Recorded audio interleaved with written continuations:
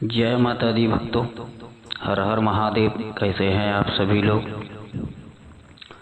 दोस्तों, माता की कृपा से आप लोग अच्छे होंगे। और आज हम आप लोगों के लिए एक बहुत ही सरल उपाय, कलयुग में सिद्धियां शक्तियां प्राप्त करने के लिए, अपने घर को, अपने जीवन को खुशहाल बनाने के लिए जो एक छोटी सी पूजा विधि लेकर के आया हूँ। आगे गुप्त नवरात्रि भी 30 जनवरी से लगने जा रहे हैं, तो एक छोटी सी पूजा विधि आप इन नवरात्रों में करने लग जाएं। नवरात्रि के 9 दिनों कर लें, बहुत उत्तम है। और ये विधि जो है माता महाकाली की जो है पूजा विधि है, उनके जो व्रत होते हैं उन व्रतों की विधि है। किस प्रकार से यह व्रत जीवन में जो है आपके परिवर्तन लाते हैं, आपके जीवन में जो परेशानियां हैं, जो दिक्कतें हैं, जो संकट बाधाएं चली आ रही हैं, तंत्र मंत्र भूत प्रेत जादू टोना जो किया कराया चलता है, जो बाधाएं हैं आपके जीवन में, वह सारी की सारी माता काली की कृपा से कट जाती हैं और आपके जीवन में खुशियां आती हैं। माता आपके जीवन को खुशहाल बनाती है, आपके घर परिवार में सुख शांति लाती है। तो इस व्रत की विधि किस प्रकार से करनी है आपको, वह पूरी विधि आपको वीडियो में बताऊंगा, तो वीडियो के अंत तक बने रहें। चैनल को सब्सक्राइब नहीं किए हैं तो कर लें और ज़्यादा से ज़्यादा इस वीडियो को शेयर करें, लाइक करें। और कोई बात समझ में ना आए तो वह कमेंट के माध्यम से पूछ सकते हैं, आपको जो है वहाँ पर जवाब दिया जाएगा। दोस्तों, सबसे पहले तो माता महाकाली का व्रत लेने के लिए आपको माता काली की तस्वीर लानी है। माता काली की तस्वीर अगर नहीं है तो माँ दुर्गा की भी तस्वीर रख सकते हैं, क्योंकि माँ दुर्गा और काली एक ही चीज़ है।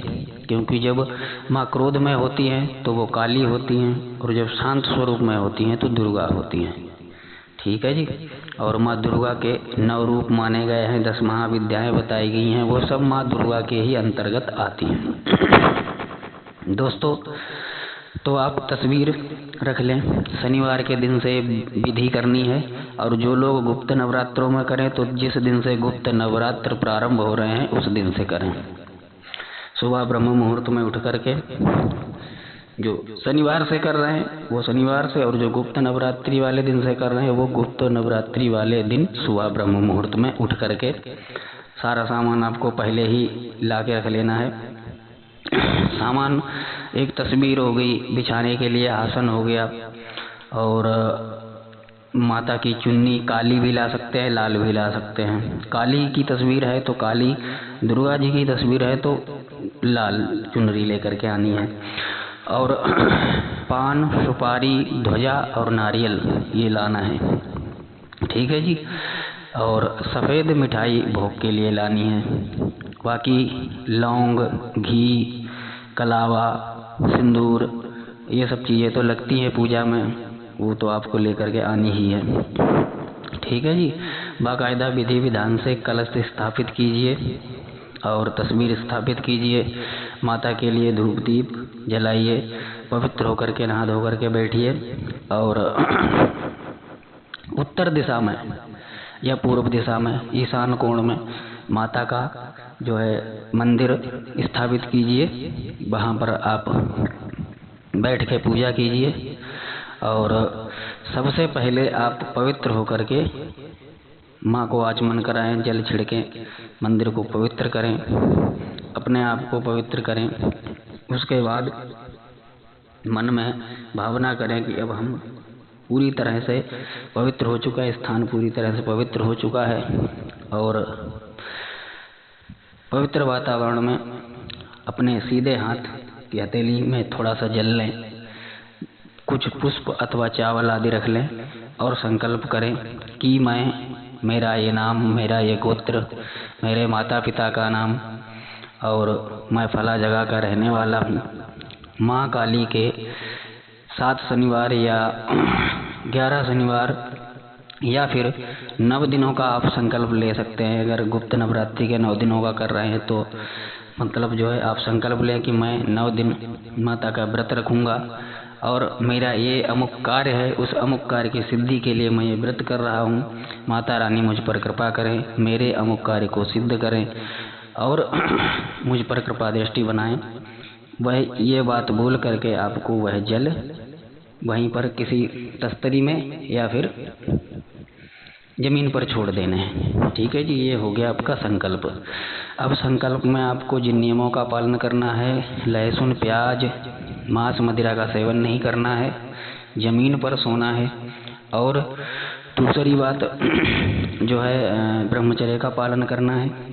अपने आचार विचार व्यवहार को शुद्ध सात्विक रखना है। ठीक है जी। और मतलब जो है अपने आप को थोड़ा सा अलग कर लें माहौल से। अपने लेटने बैठने का जो बिस्तर की ठंड का समय चल रहा है तो ज़मीन पर सोना, बिना किसी चीज़ के बिछाए सोना संभव नहीं है, तो सोएं आप ज़मीन पे या लकड़ी की चौकी पर सोएं। अपना बिस्तर अपना बिछौना अलग रखें। ठीक है जी। इस हिसाब से आपको पूजा पाठ करनी है। पूजा का समय एक नियत कर लें, 7 बजे तो 7 बजे, 4 बजे तो 4 बजे, 5 बजे तो 5 बजे, ऐसा समय नियत कर लें। और जितनी विधि पहले दिन करेंगे उतनी विधि रोज करेंगे। ठीक है जी। अब इस विधि में आपको क्या क्या करना है व्रत में, माता का पूजन करें सबसे पहले। ठीक है जी। माता को चंदन लगाएं, चुनरी उड़ाएं, भोग लगाएं उनका। एक अग्नि का थोड़ी सी व्यवस्था कर लें, आग का इंतजाम कर लें, वो चाहे उपले की आग हो चाहे लकड़ी की आग हो। और वहाँ पर थोड़ी सी सामग्री, हवन सामग्री लेकर के माता का भोग लगाएं। जो भी मिठाई लेकर के आए हैं, लौंग हो गया, बतासा हो गया, पान सुपारी हो गया, इन सब चीज़ों का वहाँ पर जो है माता को भोग लगाएं। और नारियल जो है कलश पर स्थापित कर लें, कलश रखेंगे। और उसके बाद आपको जो है भोग लगाना है। भोग लगाने के बाद माता के मूल मंत्र का जाप करना है। ओम क्रीम कालिकाय नमः। माता काली की तस्वीर है तो ये वाला मंत्र, और माँ दुर्गा की तस्वीर है तो ओम दुम दुर्गाय नमः। ठीक है जी। ये छोटे से मंत्र हैं और मूल मंत्र है, बीज मंत्र है। जपने में भी सरल हैं, प्रभावकारी भी हैं और अधिक माला भी कर सकते हैं आप इनकी माला का संकल्प आप पहले दिन से मतलब जितनी करें, 3 करते हैं तो 3 करें, और 5 कर सकते हैं तो 5 करें, 7 कर सकते हैं तो 7 करें, 11 कर सकते हैं तो 11 करें। ये आप पर निर्भर करता है कि आप कितनी श्रद्धा से कर रहे हैं, कितना आपके पास समय है। ठीक है। और कितनी आप सफलता चाहते हैं, कितना आपकी भावनाएं माता की साधना करने के लिए परिपूर्ण है। ठीक है जी। तो मंत्र जप हो गया। और दूसरी बात, फिर काली चालीसा या दुर्गा चालीसा का पाठ करें। तत्पश्चात माता की आरती करें, जैसे कि अम्बे जय जगदम्बे काली वाली हो गई। ठीक है। और या माँ दुर्गा जी की जो आरती है, 2 आरतियाँ हैं, दोनों में से आप एक आरती कोई सी भी कर लें माता की।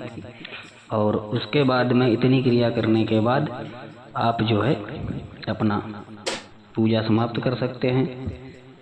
माता से अपनी अरदास लगा सकते हैं, विनती कर सकते हैं, क्षमा प्रार्थना कर सकते हैं। जो भी आप भावना अपनी व्यक्त करना चाहें माँ के प्रति वह कर सकते हैं।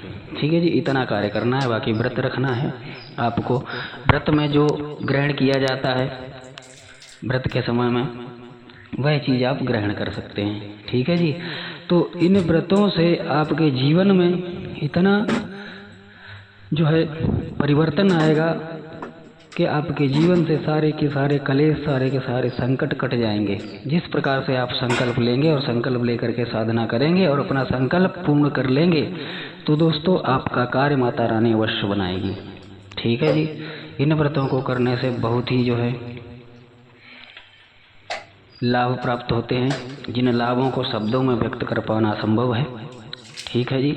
क्योंकि जो फल खाता है उसका स्वाद उसे ही पता होता है। तो आप ये फल खाइए और इसका स्वाद महसूस कीजिए, अनुभव कीजिए। ठीक है जी। पुष्प में आपको लाल गुलहड़ का या गुलाब का या गेंदा का फूल आपको माता को अर्पित करना है प्रतिदिन। ठीक है जी। तो ये क्रिया आपको डेली सुबह शाम करनी है। सुबह को भी भोग लगाना है, शाम को भी भोग लगाना है, उसके बाद खुद ग्रहण करना है। सबसे पहले माता को लगाना है, उसके बाद ग्रहण करना है। ठीक है जी। तो ये व्रत की विधि आपको मैंने बताई है। और जब जिस दिन अनुष्ठान ये पूरा होगा, संकल्प आपने जितने दिन का लिया है वो, या फिर आप नवरात्रि में जो गुप्त नवरात्रि है उनके हिसाब से कर रहे हैं, तो 9 दिन तक आपको पूरा व्रत रखना है। ठीक है जी। लोग अधूरा करते हैं, 7वें दिन 8वें दिन ही जो है कन्या खवा के हवन करके ख़त्म कर देते हैं। ऐसा नहीं करना है। 9 देवियाँ हैं, 9 देवियों के लिए 9 दिन आपको व्रत रखना है। पूरे 9 दिन आपको व्रत रखना है। ठीक है जी। 9वें दिन 9 दिन तक आपको पूरा व्रत रखना है। और 10वें दिन आपका जो होगा वो केवल हवन और कन्या भोज के लिए होगा। ठीक है जी। तब आपका अनुष्ठान पूर्ण माना जाएगा। 10वें दिन आप हवन करेंगे या किसी से करवाएंगे या स्वयं करेंगे। हवन की प्रक्रिया छोटी सी है। जो मंत्र आप जप करेंगे उसी मंत्र से आप आहुति देंगे। गुरु और गणेश जी का पूजन कर लें, भगवान भोलेनाथ का पूजन करें और फिर माता का पूजन आप करेंगे। तत्पश्चात आप जो है जो हवन की विधि होती है उस प्रकार से आप हवन करेंगे। हवन की विधि के लिए एक वीडियो और अलग से बनाएंगे। ठीक है जी। तो आप हवन कर लेंगे इसी मंत्र से, जिसका जप करेंगे ओम दुम दुर्गाय नमः स्वाहा, ओम दुम दुर्गाय नमः स्वाहा, या फिर ओम क्रीम कालिकाय नमः स्वाहा, ओम क्रीम कालिकाय नमः स्वाहा। संविधा आपको मिली जाएगी, दुकान से सामग्री आपको मिली जाएगी। भोग प्रसाद इसी तरह से देना है, अर्पित करना है। ठीक है जी। उसके बाद हवन करने के बाद आपको कन्या भोज करवाना है और जो भोज बनेगा वह हवन में उसका भोग लगेगा। उसके बाद कन्याओं को खिलाया जाएगा।